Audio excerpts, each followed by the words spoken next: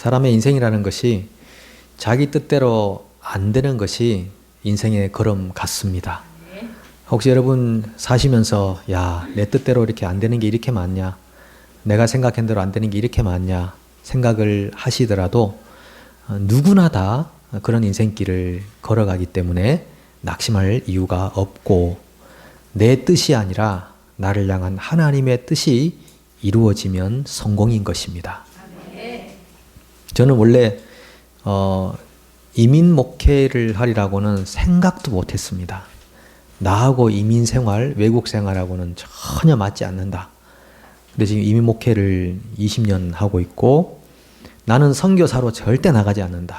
나는 그냥 목회자다 했는데 지금 총회 파송 선교사로 일하고 있고 나는 개척교회를 내 인생 가운데 하리라고는 생각도 못한다 했는데 한 4년 전에 또 새로운 교회가 생기게 되고 여러분 사람이 자기 마음 먹은 대로 안 되는 일이 정상적인 일입니다. 예, 수능 시험 치고 이제 또 대학 들어가야 되는데 내가 원하는 길이 있을 거라고요. 근데 부모님이 바라는 길도 있을 거고 근데 그게 잘 안 되는 게 우리의 인생이기도 합니다. 예, 실망할 필요가 없습니다. 예, 누구를 만나려고 했는데 그 만남이 잘 안 돼서 뭐 헤어지기도 하고 또 뭔가 꿈이 있었는데 또 잘 안 되고 내년에는 좀 좋아질 줄 알았는데 또 잘 안 되고 그게 우리 인생입니다. 우리가 신앙을 가지고 있기 때문에 그런 걸 경험하면서 우리 자신을 내려놓게 되고 하나님을 더욱 의지하게 되고 내 뜻보다 하나님의 뜻을 더 찾게 되니 이 또한 은혜가 아니겠습니까? 코비드 시절에 이렇게 나오셔서 마스크를 다 쓰시고 하나님을 예배하고자 하는 여러분의 눈동자가 오늘 저에게 큰 위로가 되고 힘이 되고 있습니다. 여러분 교회는 성경을 보니까 반드시 승리한다고 합니다. 예, 끝까지 하나님의 약속은 성취된다고 합니다. 예, 그리고 교회는 영적 전투해야 된다고 합니다. 그 요한계시록 우리에게 말하고 있는 내용이거든요. 우리 신강교회가 영적 전투 잘 하시고 끝까지 승리하는 교회 되기를 축복합니다. 여러분들에게 혹시 소원이 있으신가요? 뭔가 이렇게 되면 좋겠다. 이게 이루어지면 좋겠다.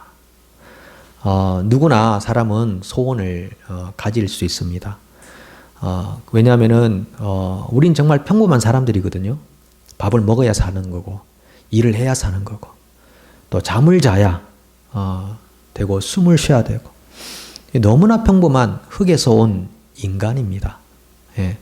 그래서 너무 우리가 인간의 범위를 벗어난 어떤 차원의 것을 바라는 것도 욕심이죠. 예. 우리는 사람입니다. 그렇게 일상을 살아가는 사람입니다. 그런데 이 평범한 우리 인간을 비범하신 하나님께서 찾아오시면은 변화가 생기는데 그게 뭐냐 하면 우리의 마음에 소망이 생긴다는 겁니다. 뭔가 디자이어, 열망, 갈망, 뭔가 이걸 한번 해보고 싶은데 라고 하는 열망이 생긴다는 겁니다. 그래서 거룩한 소원이 사람들 마음 안에 생기기 시작합니다. 하나님 만약 여러분들을 찾아오셨다면 여러분들에게도 이미 거룩한 소원은 있습니다. 늘 붙들고 기도하는 제목이 있죠. 그게 거룩한 소원입니다. 빌립보서 2장 13절에 보면 너희 안에서 행하시는 이는 하나님이시니 자기의 기쁘신 뜻을 위하여 너희로 소원을 두고 행하게 하시나니. 행한다는 것은 산다는 거잖아요. 우리가 왜 하루를 더 살아야 되고 왜 저기를 가야 되고 여기를 와야 되고 이 일을 해야 되고 저 일을 해야 되고 이 공부를 하고 이 직장을 가고 왜 해야 되는 겁니까? 하나님께서 찾아오셔서 우리에게 행하게 하시는데 우리의 뜻을 위해서가 아니라 하나님 자신의 기쁘신 뜻을 위하여 우리로 하여금 거룩한 소원을 품고 살게 하신다는 겁니다. 여러분 가운데도 이미 거룩한 소원이 있는 줄로 믿습니다. 성령님께서 우리 안에 이상하게 언제부턴가 내가 이것을 위해 기도하고 있는 제목들이 있거든요. 뭔가 내 인생 안에 이런 일이 일어나기를 소망하는 일들이 있거든요.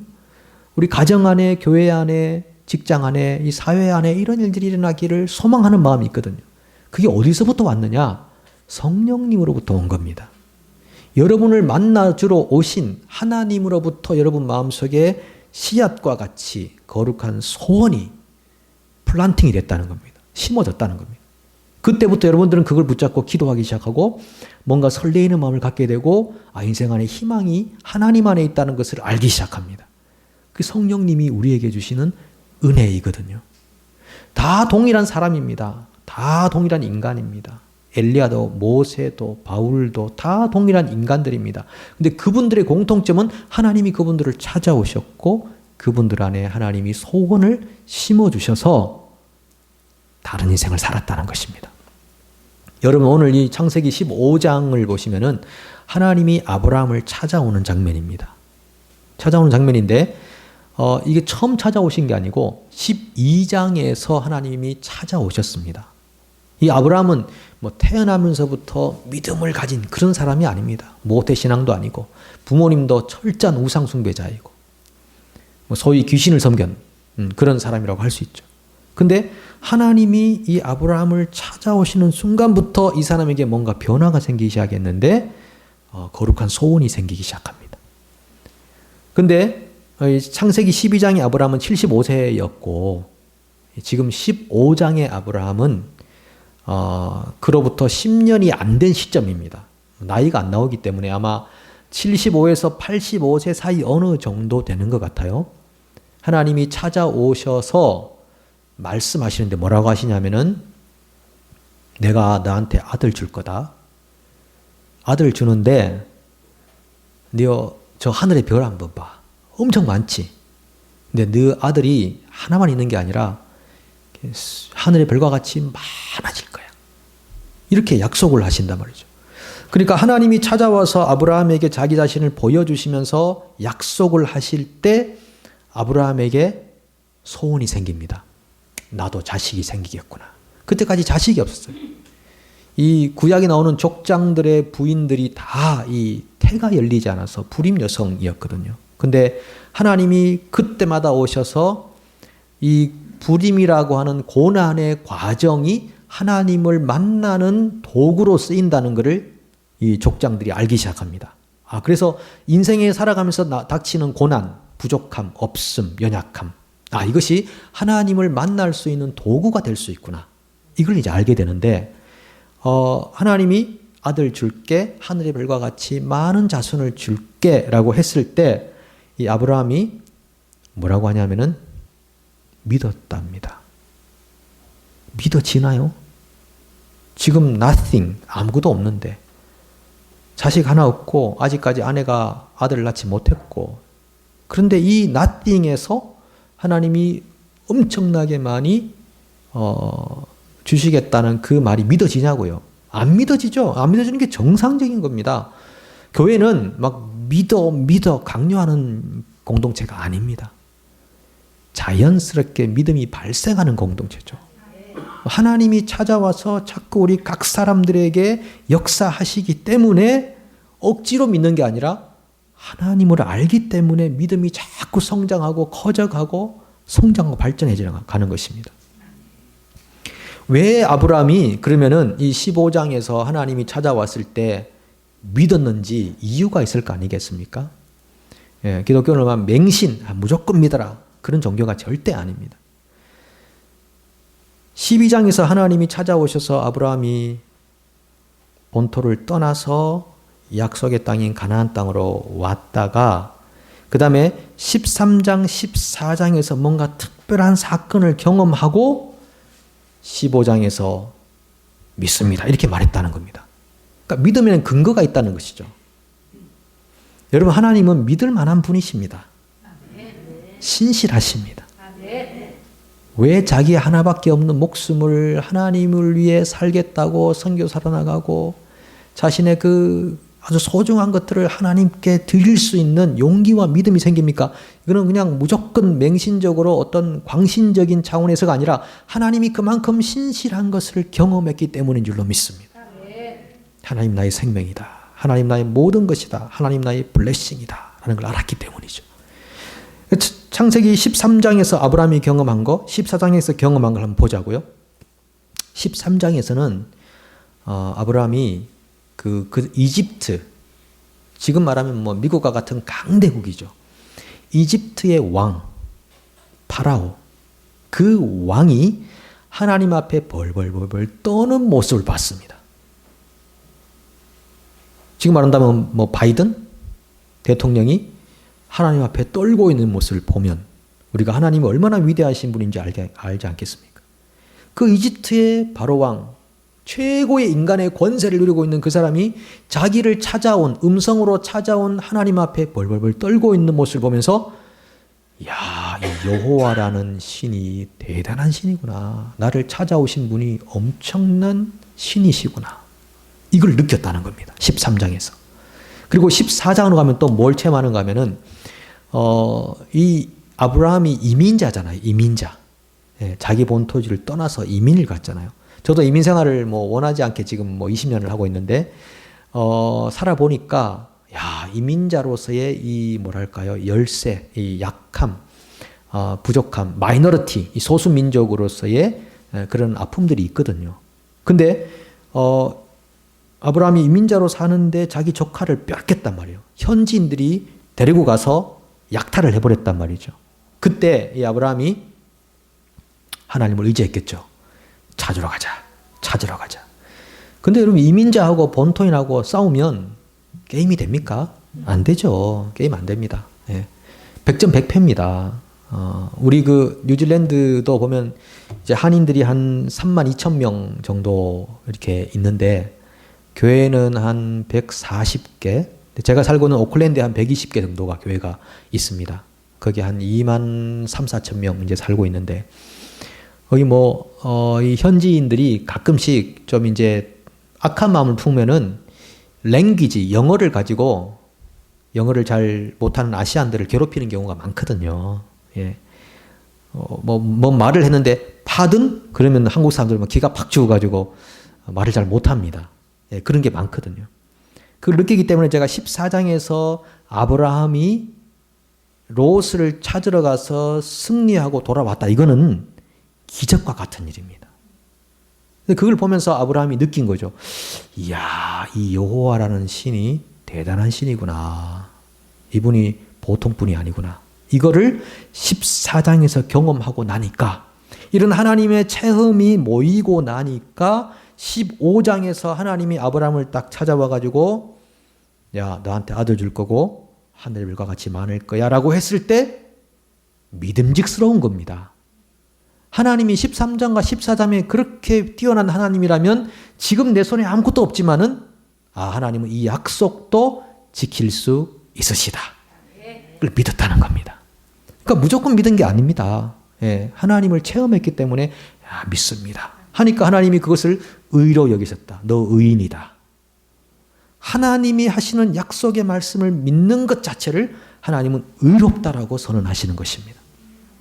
그러니까 이거 믿음이 의롭다함을 칭함받는 게 신약에만 나오는 게 아닙니다. 이미 구약에서도 이미 다 발생하고 있는 것이죠. 그렇게 아브라함이 믿으면서 그에게 거룩한 소원이 심겨졌습니다. 아들을 주시겠구나. 그리고 이 아들을 통해 하나님이 많은 후손들을 주시겠구나. 아브라함의 후손들 지금 누굽니까? 우리도 아브라함의 후손들입니다. 우리가 믿음을 가지고 있다면 예수를 믿고 하나님을 신뢰하고 살아가는 하나님의 백성들이라면 우리도 아브라함의 후손인 줄로 믿습니다. 지금 온 열방 가운데 언어와 인종과 민족의 벽을 넘어서 어디든지 하나님의 백성들이 생겼고 그 사람들이 예수 그리스도의 이름으로 구원을 받고 아브라함의 자손인 줄로 믿습니다. 그게 이루어졌거든요. 근데 하나님이 아브라함에게 아들을 주겠다고 약속한 것이 75세와 85세 그 중간쯤 어디에 또 있었는데 그 약속이 성취된 거는 15년에서 20년 정도가 걸렸습니다. 시간이 필요하다는 겁니다. 시간이. 우리도 하나님의 약속을 받는 경우가 있고 우리에게도 소원이 생기는 경우가 있습니다. 근데 이것이 이루어지기 전까지는 시간이 걸린다는 겁니다. 시간이 걸린다는 것은 그 안에 여러 가지 사건들이 있다는 겁니다.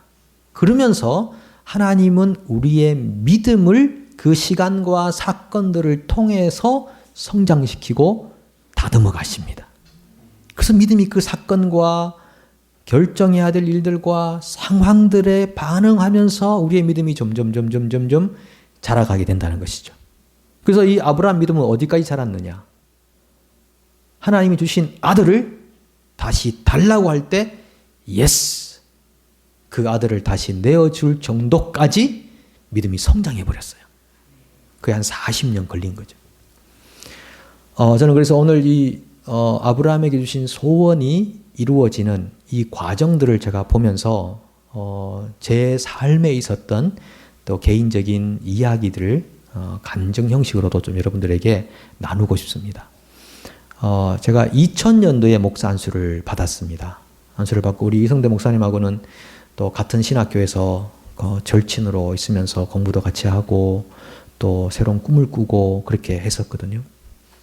그러니까 2000년도에 안수를 받고 근데 그때쯤에 자꾸 저한테 이 새벽마다 이렇게 기도할 때 자꾸 기도 제목을 두 가지를 주시더라고요. 그 두 가지가 뭐냐 하면은 하나님, 제가 좀 더 공부를 좀 더 할 수 있는 기회를 갖고 싶습니다. 신학 공부를 좀 더 할 수 있는 기회를 갖고 싶습니다. 그리고 공부를 하고 제가 후학들을 양성하고 싶습니다. 자꾸 이런 기도가 자꾸 생겨요. 마음에 소원함이. 내가 왜 이런 기도를 하지? 왜 이런 소망을 가지고 있지? 그랬는데 그때가 2000년쯤인데 지금 2022년이잖아요. 그런 소원의 기도의 제목이 이루어진 것도 약 15년에서 20년 정도 걸렸습니다. 그걸 보면서 제가 여러분들에게 그러면 우리는 일상을 살아가면서 하나님이 나한테 심어준 그 소원이 이루어지기 위해서는 어떻게 해야 되는가, 그걸 여러분들에게 오늘 좀 말씀을 드리고 싶은 겁니다. 어떻게 해야 되는가? 그 15년과 20년이라는 시간을 기다리시면서 뭘 해야 되는가 하면은 하나님에게 묻는 습관을 길러야 됩니다. 하나님이 자꾸 물어봐야 됩니다. 하나님, 이 일은 어떻게 할까요? 하나님, 저 일은 어떻게 할까요? 어떻게 처리할까요? 이건 어떻게 극복할 수 있을까요? 어디로 가야 될까요? 하나님, 누구를 만나야 될까요? 이런 거를 하나님께 자꾸 묻는 습관을 가지십시오. 이 아브라함을 보시면은 하나 실수한 게 있죠. 그가 86세 때 아내의 몸종을 통해 가지고 아들을 낳죠. 아브라함은 생각한 겁니다. 내 몸에서 날 아들이 후사가 되는구나 라고 생각하니까 인간적인 방법을 쓰는 겁니다. 내 몸을 통해 나는 씨니까 사라가 아니라 여종이면 어때? 이게 사라가 먼저 제안한 거잖아요. 저기 몸종을 통해서 그러면 아들을 낳읍시다. 하나님이 주신다고 했으니까 우리도 좀 보태야 되지 않겠습니까? 그런 차원에서 인간적인 방법으로 하갈을 통해 아들을 낳았다는 거죠. 하나님 뜻은 그게 아니었습니다. 만약에 아브라함이 그 당시에 하나님, 그러면은 내 몸을 통해 아들을 낳을 거니까 하갈을 통해 낳을까요? 라고 물어봤었다면 하나님은 아니다라고 했을 겁니다. 하나님은 말씀해 주시는 분이거든요. 요한복음에 보면은 양들은 목자의 음성을 듣는다고 했습니다. 여기 문법적으로, 헬라 문법적으로 보면은 각각의 양들은 한 사람 한 사람, 집단적으로 듣는 게 아니라 각 사람, 각각의 양들이 목자의 음성을 듣는다고 했거든요. 그러니까 여러분 매주 목사님을 통해 말씀 증거되고 여러분 통독을 하고 또 이렇게 말씀을 나눌 때 하나님이 여러분들에게 각자에게 말씀해 주신다고요. 이렇게 음성으로 내면서 이게 말씀해 주신다고요. 그런데 아브라함이 하나님 뜻을 묻지 않았습니다. 묻지 않고 하갈을 통해 아들을 낳아버렸죠. 이스마엘. 여러분 사울 왕이 왕으로서 실패한 왕이잖아요. 얼마나 좋은 기회를 받았습니까? 이스라엘 백성, 하나님을 생생하게 체험한 백성이 이스라엘 백성만큼 있습니까? 없습니다. 눈앞에서 기적을 보고 홍해가 갈라지고 반석에서 물이 나고 막 만나 메추라기가 내리고 치유가 일어나고 회복이 일어나고 누가 어떤 민족이 이걸 보았습니까? 그 이스라엘 민족의 초대 왕으로 엄청난 기회를 받았는데 그는 실패한 왕이 됐습니다.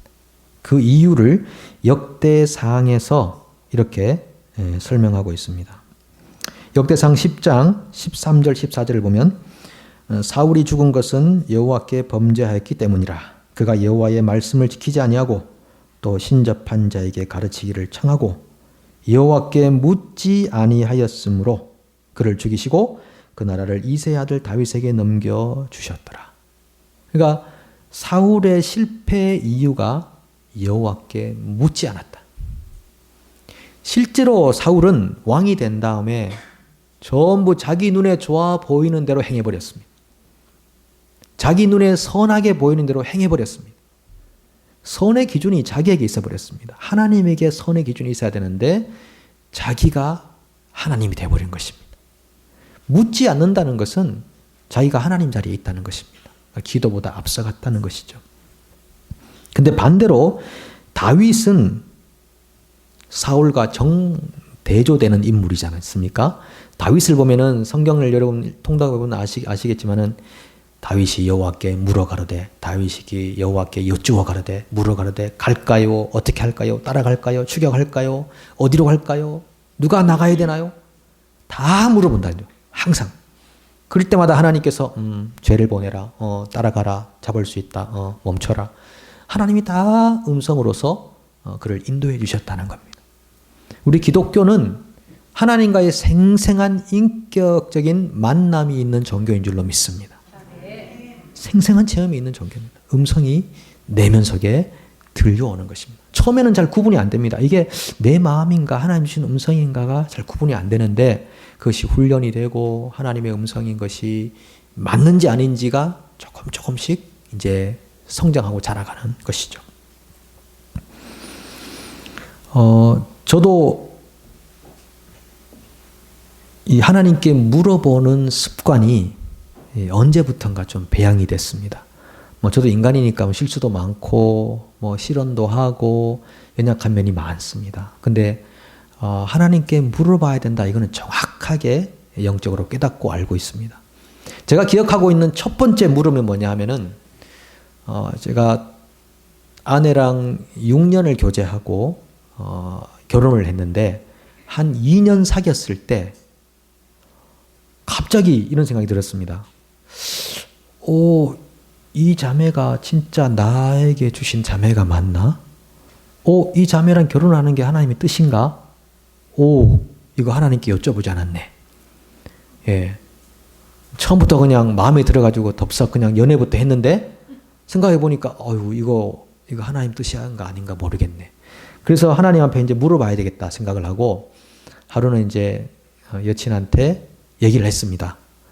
자, 우리 6개월간 만나지 말고 우리 서로 기도해보자. 진짜 우리가 하나님 주신 짝인지 아닌지 기도해보고 하나님이 응답 주시면 편안하게 만나고 살자. 근데 하나님이 아니다 그러면 안 되지. 그랬더니 아내가 그 당시에 여자친구가 알았다고 하더니 그 다음날 전화가 왔어요. 울면서 너는 그게 되냐? 나는 안 된다. 어떻게 그럴 수가 있느냐? 갑자기 청천벽력과 같이 남자가 말이야 내가 싫어진 거냐고. 그런 거 아니다. 싫어진 거 아니라고. 나 좋아하는데 하나님의 뜻을 물어보자. 저도 사실 너무 했죠. 그죠? 갑자기 통보를 해버렸으니까 너무 좋아했는데 가지고 여친이 울면서 어떻게 그럴 수 있냐고 그러더니 진짜 그 다음날부터 연락도 안 하고 상처를 입은 거죠. 저도 잘 됐다. 그러면 이번에 한번 6개월 한번 기다리면서 하나님 뜻을 구하자. 하나님 뜻 안 구하고 그냥 내가 좋다고 해서 결혼했다가 진짜 서로 안 맞아서 그러면은 누굴 원망하겠네. 그래서 아무리 좋아도 하나님의 뜻을 한번 찾아보자. 그걸 6개월 지냈어요. 거의 헤어지는 줄 알았죠. 못 만나겠다 잘못하면. 근데 6개월 정도 지나는 동안에 제가 어떤 마음을 가졌냐면은 만약에 내가 6개월 동안 이 마음이 불타는 마음이 변하지 않고 그대로 있으면 이건 하나님의 뜻이다. 우리가 보통 응답을 구할 때 그래 결혼하거라 그렇게는 안 하실 거 아니에요. 예, 이렇게 잘 안 하시거든요 하나님이. 근데 우리의 마음을 다스리는 분이 하나님이기 때문에 이 자매밖에 없다. 이런 마음이 계속 드는 거예요. 불타오르더라고요. 그래서 다시 이제 6개월 뒤에 만나서 우린 짝이 맞다. 우린 결혼해야 된다. 예, 이렇게 해서 이제 결혼을 했잖아요. 근데 뭐 결혼한다고 이게 다 끝나나요? 뭐 또 다투고 의견 차이 있고 싸우고 막 그렇게 해도 제가 후회하거나 뭐 다른 생각을 못 하죠. 뭐 AS를 어디다가 부탁하겠습니까? 안 되잖아요. 왜? 응답을 받았으니까. 예, 하나님이 짝이라고 했기 때문에 뭐 관계가 뭐 이렇게 힘들어도 하나님이 주신 짝이다. 이러면서 이제 결혼 생활 25년을 하고 있는 거거든요. 근데 이제 이렇게 해서 제가 이제 하나님께 여쭤보는 습관이 이제 중요하구나 이렇게 생각을 하게 됐습니다. 제가 2002년도에 뉴질랜드에 그 2년 정도 앞으로 목회도 영어가 필요할 거야. 그러면서 영어를 배우러 가야 되겠다. 국제적인 사역을. 이렇게 생각하면서 이제 영어를 배우러 떠났죠. 2년 있으려고. 근데 20년 동안 못 오고 있습니다. 이게 내 마음대로 되는 게 아니더라고, 인생이라는 게. 예. 갔는데, 제가 거기서 한 2002년에 갔다가 2006년, 네, 2006년 말쯤 됐을 때, 야, 이제 한국 들어와야 되겠다. 그때가 30대 이제 말쯤 됐을 때거든요. 이제 한국 들어와야 되겠다. 가서 이제 청운의 꿈을 품고, 이제 목회 열심히 즐겁게 해야지. 생각하면서 우리 교단에서 나오는 신문, 기독 공부라는 신문을 보면서 이제 어느 교회가 교역자를 구하나 보다가 이제 강남에 있는 어떤 교회에다가 이력서를 쓰려고 그 타이핑을 하고 있었습니다. 이제 한국 가야지. 5년 살았으니까 됐다. 근데 또 갑자기 이것도 물어보고 해야 되나 하나님한테? 그냥 가자. 막 속에서 갈등이 있는 거예요. 이것도 물어봐야 되나? 물으면 또 괜히 곤란하게 할 거야. 안 돼. 꼭 하나님 내가 원하지 않는 대로 막 나한테 왜 이러시는 거야? 그럼 좋다. 시간을 짧게 드려야 되겠다. 응답할 수 있는 시간을. 물어봤다는 또 그것도 근거도 남고 좋다. 그럼 10분을 드려야지 하나님한테. 예. 그러면 설마 하나님이 10분 안에 뭐 특별한 걸 하시겠나? 해가지고 제가 뭐라고 하냐면은 하나님 제가 10분 안에 여기 전화기에 전화벨이 울리면은 제가 이거 이력서 안 낼게요. 근데 10분 동안 전화벨이 안 울리면 나 이거 바로 이메일 보냅니다. 딱 하고 10분인데 뭐 하고 이제 다 토요일 아침이었거든요. 조용한 아침. 뉴질랜드 정말 상상해 보십시오. 조용하고 평화롭고 그러잖아요. 이제 거의 다 딱 쓰고 10분 이야 오케이 하고 이제 보내려고 하는데 갑자기 전화가 따르릉 오는 거예요. 와 이런 우연이 있나? 이거 우연이지 설마 뭐지? 하고 전화를 딱 받았습니다. 받으니까 우리 교회 그 당시에 선임 장로님이셨는데 목사님 안녕하세요. 예 장로님 안녕하세요. 웬일이세요? 별일 없으세요? 예, 별일 없습니다. 하니까 그래 내일 봅시다 하고 딱 끊어버리더라고요. 용건이 하나도 없어. 전화를 왜 했냐고 왜? 그때부터 이제 갈등이 생기는 거죠. 이거 우연이다. 용건도 없는 전화인데. 또 속에서는 한쪽에서는 그래도 10분 정도만 울렸잖아. 그 신호야. 아니야. 머리가 막 복잡해지는 거예요. 근데 딱 그때 제 마음속에 하나님이 저는 처음부터 장로교 교인인데 딱 제 마음에 뭐라고 하냐면 여기 속에서 딱 솟아나는 음성이 있었어요. 그게 뭐냐면 너 기드온 같다 그러시는 거예요. 기드온이라는 사사가 있거든요. 구약에 이스라엘을 통치했던 왕 이전에 그 리더인데 기드온 그 사람이 하나님을 테스트한 게 있잖아요. 예, 뭐 마당에 양털에만 그 이슬이 내리면 제가 미드교회 했다가 진짜 생기니까 그 다음 날은 반대로 마당에만 이슬이 생기면 믿을게요 해가지고 또 그렇게 되고. 근데 그걸 제가 기억했는데 하나님이 제 속에서 너 기드온 같다. 이게 사람이 말하는 것 같아요. 속에서 탁 떠올라. 내가 기드온 같네요 진짜. 그러면서 이제 마음이 조금 용기를 얻었죠. 이게 하나님이 주신 신호인 것 같다. 그리고 이 컴퓨터를 끄는 게 너무 힘들었어요. 나는 빨리 보내가지고 물론 보낸다고 다 오라고 할지는 모르겠습니다만은 보내가지고 가야 되는데 할 수 없이 용기를 내가지고 그래 한번 순종해보자. 끄고 컴퓨터 꺼버렸죠. 끄고 나니까 조금 마음이 안정이 되더라고요. 이게 과정이구나. 끝 다음에 제가 한 1년쯤 지나니까 그 당시 담임 목사님이 그러더라고요. 자기가 한국에 1년 뒤에 가야 되는데 목사님이 이 교회를 맡아서 사역을 좀 해달라고. 그렇게 해서 그 다음 1년 뒤에 공개했더니 당회에서 오케이, 억셉트를 하셔가지고 그 교회 제가 9년 담임 사역을 했거든요. 9년 담임 사역을 하고 2018년 초까지 이제 사역을 했는데 또 하나의 이제 그 상황이 생깁니다. 그렇게 했는데 9년 사역을 하고 이제 한국을 가야 되는구나 라고 할 때 제 친구 목사 또 한 친구가 전화가 왔었어요. 와가지고 이 목사 이제 한국에 들어와야 되겠지. 자네가 지금 딱 들어와야 될 타이밍이네. 얼른 들어오게. 2017년 말이었어요. 그래서 저도 이제 그래 이제 한국 들어가면 딱 맞겠다. 그때가 벌써 뭐 15년, 6년 있었기 때문에 들어가면 딱 맞겠구나 생각을 하고 벌써 이력서를 냈고 막 진행이 되던 상황이었어요. 그리고 뭐 이건 좀 내부적인 얘기지만 어쨌든 뭐 95% 이 목사가 이제 이 교회에 와서 사역을 해야 돼. 하여튼 그런 상황이 좀 있는데 또 갑자기 생각나는 겁니다. 이것도 물어봐야 되나? 또 이거 내 마음대로 안 될 텐데. 저는 진짜 들어오고 싶었어요. 왜냐하면 친구도 보고 싶고 또 이런 가족들도 있고 하니까. 근데 이제 저하고 아내하고 이게 마음이 같아야 되잖아요. 뭐 한 사람은 여기 한국에 있고 싶고 한 사람은 뉴질랜드에 있고 싶고 그러면은 뭐 떨어져 살아야 되는데 안 되잖아요. 근데 이상하게 아내하고 제 마음이 시소처럼 이렇게 왔다 갔다 하는 거예요. 제가 가자 그러면 남자 그러고 남자 그러면 제가 가자 그러고 이게 뭐가 핀트가 안 맞는 거죠. 안 되겠다 이래가지고 갈등이 너무 심하니까 휴가를 좀 받아가지고 그 현지 교회 그 예배를 이제 가가지고 영어로 드리는 예배 안에 가가지고 이제 예배를 드리는데 그날따라 그 현지 목사님이 낮 예배에 통성기도를 잘 안 하거든요.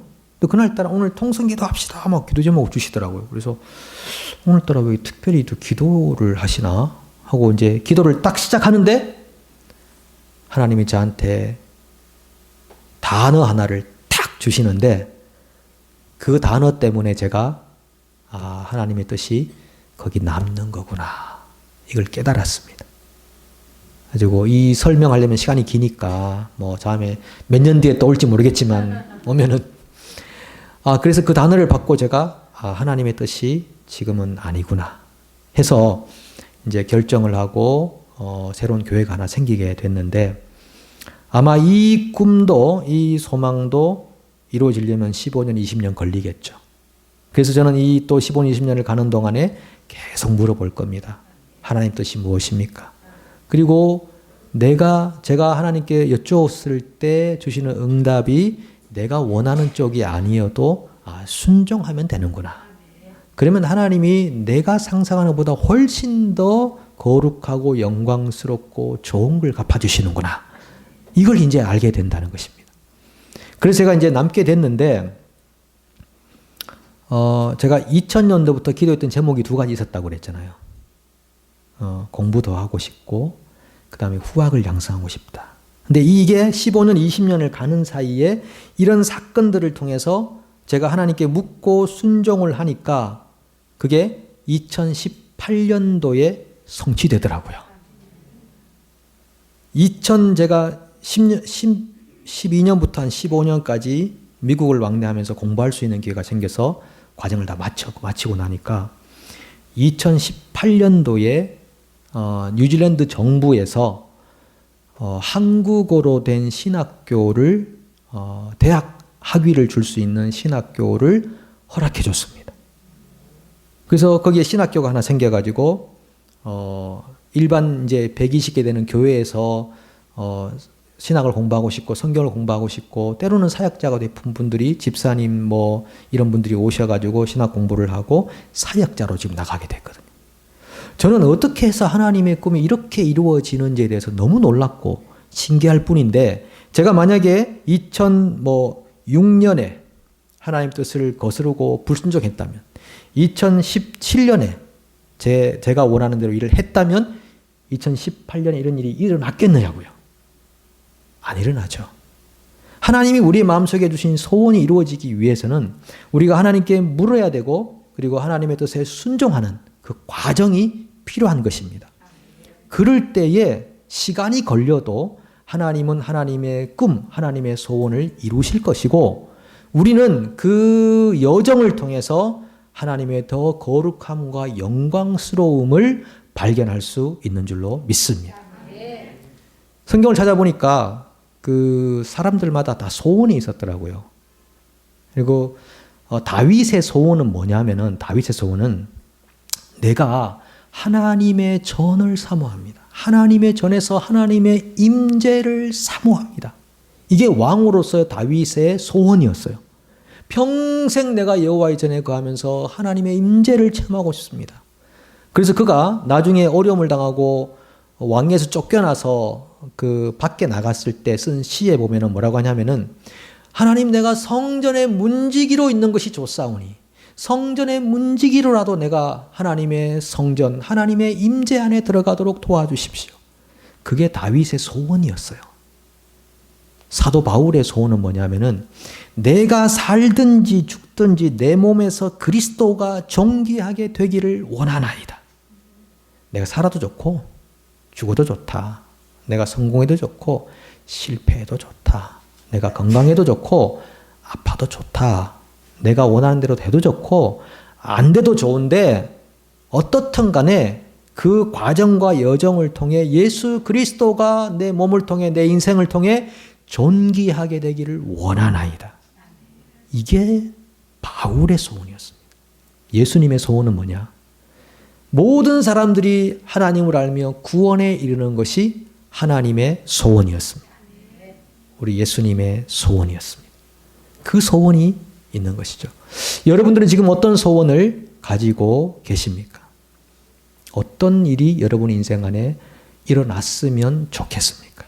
우리의 욕망이나 욕심이 아니라 하나님께 기도하다가 얻은 소원, 하나님과 교제하다가 얻은 소원, 어떤 소원이 있으십니까? 그게 때로는 자녀를 향한 소원이기도 하고, 때로는 내 인생의 미래를 향한 소원이기도 하고, 어떤 뭐 교회를 향한 소원이기도 하고, 어떤 뭐 기업을 위한 소원이기도 하고, 가정을 위한, 다 그런 소원이 될 수 있고, 나라를 위한 소원이 될 수 있겠죠. 제가 어떤 목사님이 쓴 글에 보니까 아마 수원중앙침례교회 어떤 성도님, 권사님 같아요. 이 권사님이 예배를 늘 이렇게 드리고 딱 나오면은 그 건물 앞에 그 나이트클럽이 있었대요. 나이트클럽. 그걸 보면서 예배 은혜 받고 나오면 꼭 나이트클럽에 막 불이 반짝반짝 하니까 아유, 저 많은 사람들이 저 안에 들어가서 참 뭘 할까? 하나님을 알아야 되는데 예배해야 되는데 뭐 그러다가 이분이 소원이 하나 생겼습니다. 저 건물을 그냥 사버려야 되겠다. 그 소원이 생겼대요. 그래서 이분이 돈이 많지 않으니까 자기가 모아놓은 돈 500만 원을 목사님의 손에 드렸대요. 드리면서 목사님 저 건물을 사주세요. 500만 원으로 저 건물 사주세요. 이렇게 드렸다는 거예요. 제가 글에서 봤습니다. 그 목사님이 감동을 받은 거죠. 참 어려운 생활을 하는 분인데 그 500만 원을 시드머니로 주면서 저 건물을 사서 아예 교육관으로 만들어요. 비전센터를 만들어버려요. 여러분들이 지금 뭐 제가 뭐 건축 헌금하라 이 말이 아닙니다. 오해하지 마십시오. 오해하지 마십시오. 이 권사님이 가졌던 그런 소원이었다는 겁니다. 저기 들어가서 많은 사람들이 지옥으로 가는데 저 건물에 구입해가지고 사람들을 살리는 일을. 그리고 목사님이 그 돈을 받고 와 감동이겠죠.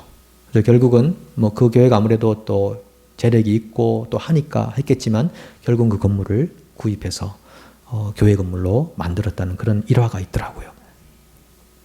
옛날에 우리 신앙의 선배였던 김교신이라는 분이 있습니다. 한국의 기독교 초기, 조선의 기독교가 들어왔을 때 초기에 우리 선배인데 그분에게는 무슨 소원이 생겼냐면은 예수를 알고 보니까 너무 좋은 겁니다. 하나님 말씀이 사실이고 진짜인 겁니다. 그리고 하나님의 음성으로 하나님과 교제하는 것이 너무 즐거운 일인 것입니다. 그래서 그분이 이런 소원이 생겼습니다. 하나님, 이 조선 반도 안에 사회, 정치, 경제, 문화 모든 영역 안에 이 성경, 이 성서가 삶의 기준이 되는 날이 오게 하여 주시옵소서.